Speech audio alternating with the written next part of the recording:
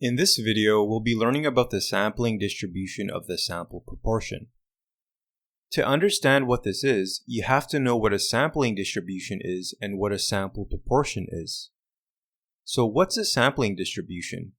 A sampling distribution involves repeatedly taking a sample from a population, calculating a statistic for each individual sample, such as x bar or p hat, and then combining that information on a graph to create a distribution. This distribution is called the sampling distribution.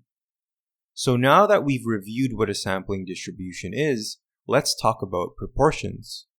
In statistics, a proportion describes the fraction of favorable outcomes in relation to the whole. A favorable outcome is just any variable you are trying to study. For example, someone's height, someone's weight, someone's eye color, or the score they got on a test. These are all measurable variables that we can record from a population or sample. For example, if we were interested in the proportion of people that have green eyes, we could try to measure this.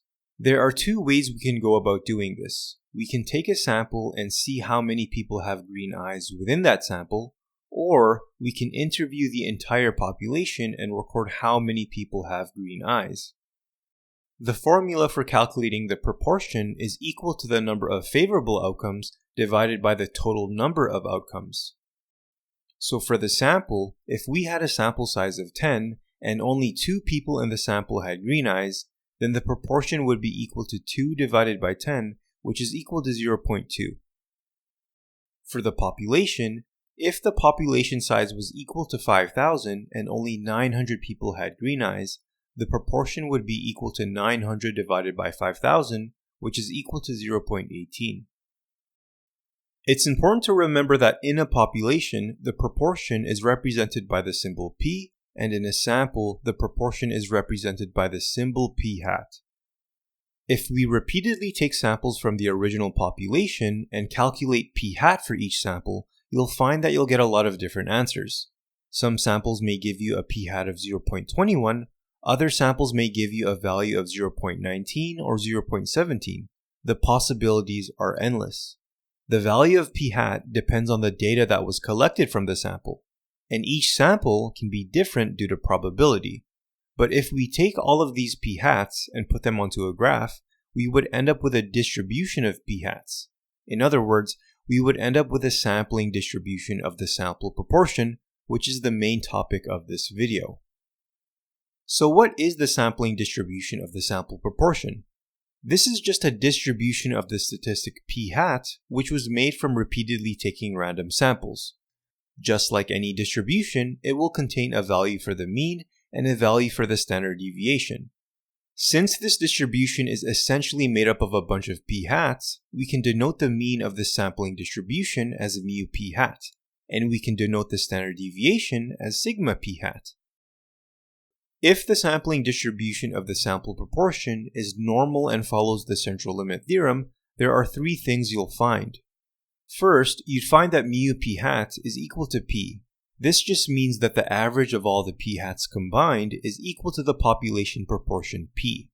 Secondly, you'll find that the standard deviation sigma p hat is equal to the square root of pq divided by n, where n is equal to the sample size, p is equal to the proportion of successful outcomes, and q is equal to the proportion of outcomes that are not successful, and because of this, q is equal to 1 minus p. And third, you'll find that if the sampling distribution of the sample proportion follows a normal distribution with a mean of p and a standard deviation of the square root of p times 1 minus p divided by n, then we can use the z-score table and the standardization formula to help us calculate areas related to certain z-scores. For proportions, the standardization formula z is equal to the sample proportion p hat minus the population proportion p divided by sigma p hat, which is just equal to the square root of p times 1 minus p divided by n. By using this formula, we can use the z-score table that we talked about in previous videos to help us calculate for areas associated with a specific z-score.